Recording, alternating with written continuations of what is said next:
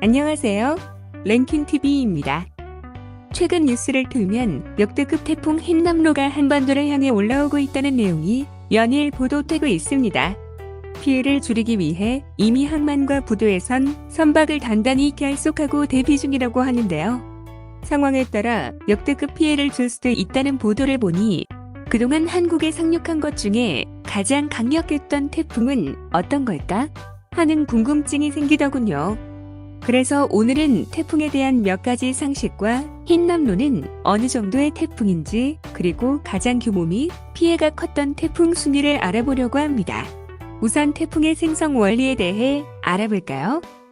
태풍은 적도 부근에서 태양 에너지를 많이 받아 생긴 대륙구름이 커지면서 거대한 저기압 시스템으로 발달하여 생성되는데요. 바다로부터 수증기를 공급받아 강한 바람과 비를 동반하면서 고위도로 이동하게 되고 지구의 에너지 불균형을 해소하게 됩니다. 결국 태풍은 열대 저기압의 한 종류인데요. 중심 부근 풍속에 따라서 태풍인지 아닌지를 결정하게 됩니다. 그런데 이 기준이 나라별로 조금 다르다고 하네요. 한국과 일본에선 17m/s만 넘어도 태풍이라고 하지만 세계 기상기구에선 33m/s 이상이어야 태풍이라고 한답니다. 이러한 태풍은 아래 그림과 같은 화살표 위치에서 주로 발생하는데요.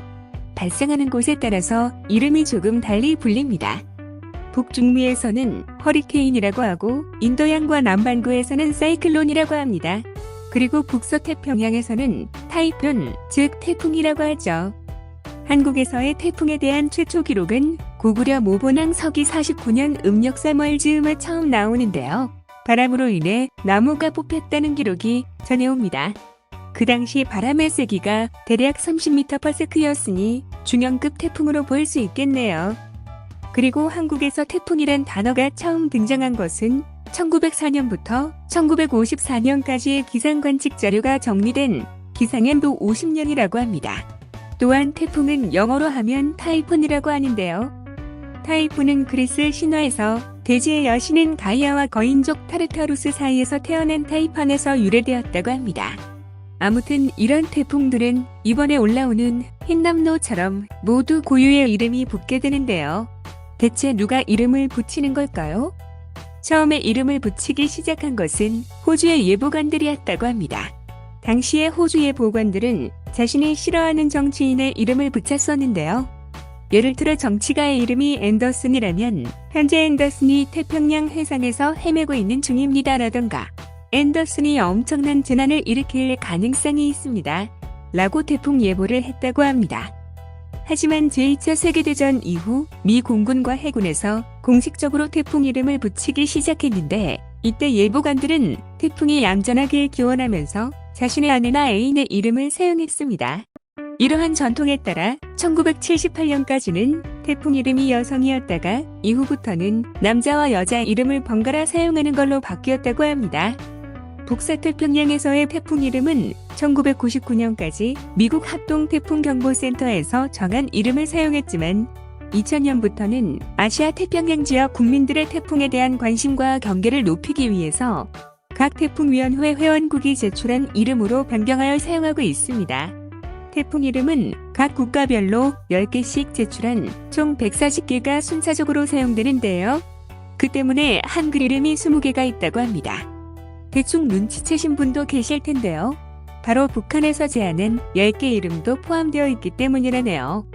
참고로 이번에 올라오는 흰남노는 라오스에서 제공한 이름입니다. 그럼 흰남노는 어떤 종류의 태풍인지 잠시 알아볼까요? 태풍은 바람의 세기와 규모로 나눠볼 수 있는데요. 우선 바람의 세기에 따라 다음과 같이 5단계로 나눌 수 있습니다. 흰남노는 9월 3일 9시 현재 47m/s로 사람이나 커다란 돌이 날아갈 정도로 매우 강한 수준이라고 하네요.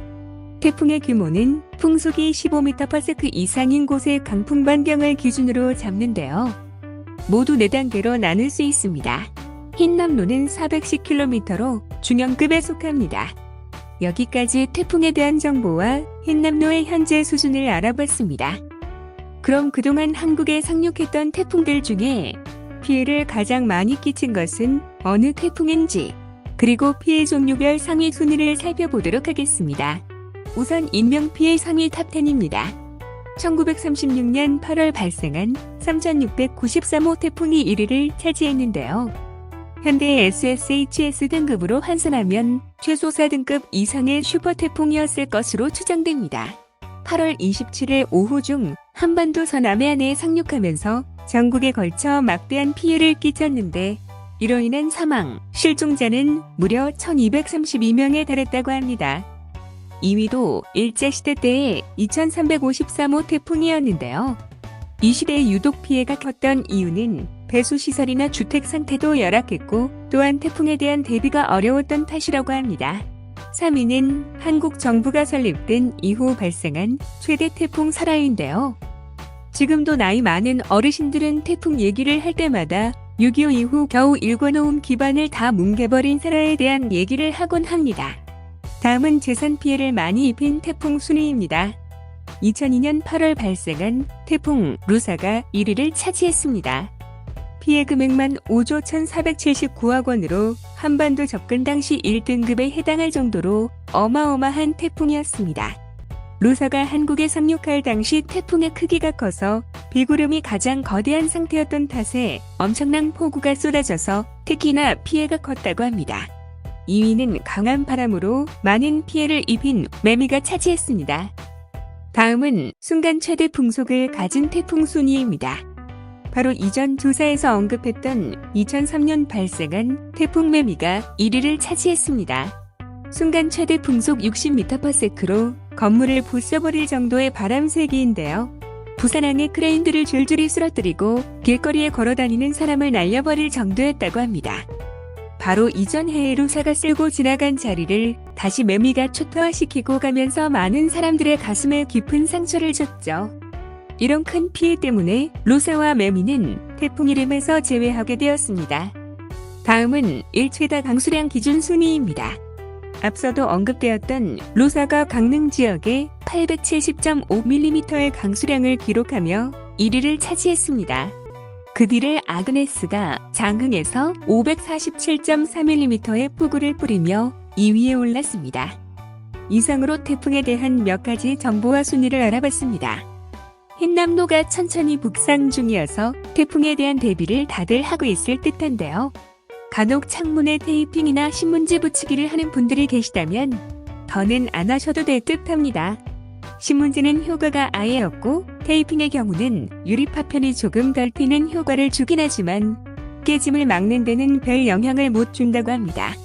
대신에 창문의 진동을 줄이면 오히려 덜 깨진다고 하니 창문 틈 사이에 다 사용한 휴지심이나 우유곽을 고여서 진동이 발생하지 않도록 하면 훨씬 도움이 된다고 하네요.